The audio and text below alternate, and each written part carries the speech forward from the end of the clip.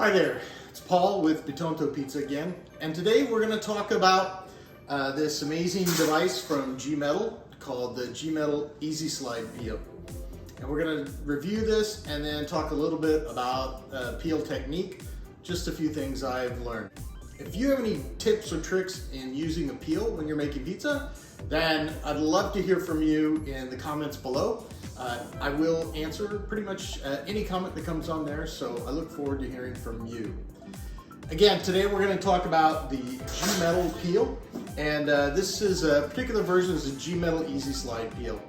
So first of all, why did I choose this peel? If you follow Vito Jacopelli, I recommend you do if you're making pizza of any kind.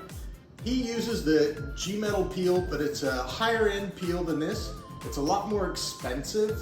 Some of those range in as much as $500 to $700 or more for the type of peel that he uses. But this peel is a little bit more affordable. It's more in the $100 range, and it's by GiMetal, so the quality is really good. Comes from Italy, and the metalwork is outstanding, as pretty much always with the Italian products that I've used. This particular peel has an important feature to it, which is its flexibility. Now the GiMetal peel that Vito uses is actually different from this. It has holes in it, which is great because it allows the excess flour to kind of drop out so you're not getting flour into your pizza. But this peel I like for one reason, the price point. I spent about $100 on this GiMetal peel, and I ended up looking at the other peels that Vito uses, and some of those high-end peels can run $500 to $700. I think maybe some of the lower-end ones with a shorter handle, maybe $250 range. That was just a little bit more than I wanted to spend. As you may know from my previous videos, I used to cook on an Oni Pro, which again was a great oven. With that oven, you don't really need to protect yourself from the flames inside the oven because you're never really reaching in the oven. So I had a peel like this one. In fact, you can tell it's been well used. Made hundreds and hundreds of pizzas just using this peel. And if you have an oven where all you need to do is slide the pizza in and out, like this is really good. Although I gotta be honest, I wish I had another peel like the GiMetal peel with that oven as well. It would have saved me a few headaches. When I purchased this peel, it initially had a 4-foot handle, and I had a neighbor that's off about a foot, so it's really only got about a 3-foot. That's an important difference because when I had that 4-foot handle, I was always like, and using it in the kitchen, I was running into things in the kitchen, and it wasn't really very handy. It was hard to get in and out of the door. If I had a pizza on it, it's a little bit dangerous. But I'll tell you the story of this peel is that I got it just after I got my new oven, and mainly because after the first few cooks in my Zio Ciro Subito Cotto 80, I was putting my arm into the oven, and I was essentially burning the hair off the side of my arm every single time because it was right next to the fire. And that was not a very good experience. So this peel, on the other hand, solved that whole problem. The only problem was it initially was a little bit too long. At the time, they didn't have one with a handle quite the size I wanted in stock, so I got a little bit longer and just cut it off. You've got your pizza dough on the counter and you've extended it out. It's easy enough to slide over before you sauce and put the toppings on, or you can sauce and put the toppings on and slide it over. However, you probably noticed that the pizzaiolo doesn't really do that. They will sauce and put the cheese on the pizza beforehand, and then they're gonna take that pizza and slide the peel underneath. So one of the early mistakes I made, I was trying to slide the peel like this, and you can see that not only did I not get all the way underneath the target, which in this case is a towel, but pretend it's a pizza, I didn't get all the way underneath the pizza. And so it was hanging off the edge, and that's really bad news, because then I either have to stretch it, I've got all kinds of problems that I create for myself. So if you're gonna use a peel like this, you really need to have the ability to get it in like one fell swoop. Use its flexibility.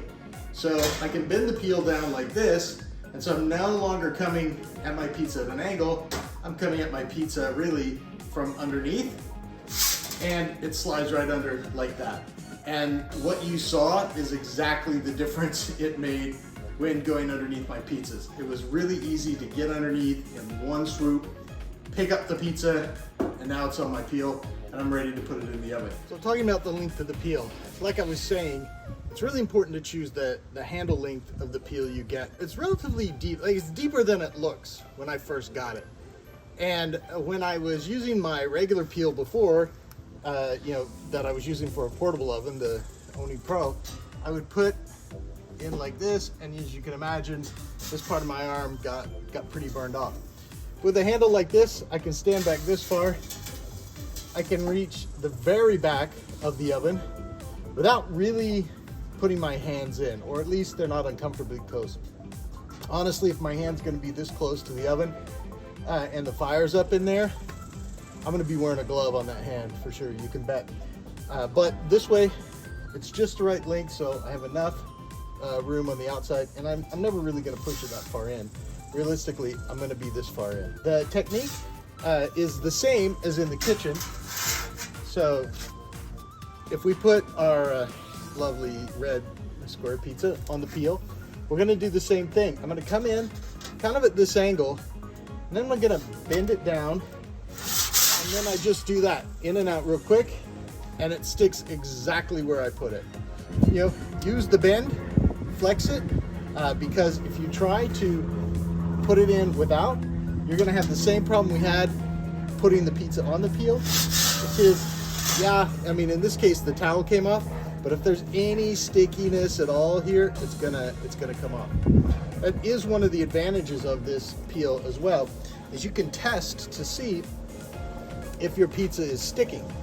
With a flexible peel, when I put my peel in, I push down and I can kind of bounce it, and I can see if the pizza's sticking at all. If I've got a sticking problem for whatever reason, I can see, oh, hey, is that thing gonna bounce off? If it does kind of bounce like that, I know I can remove it and have no problem.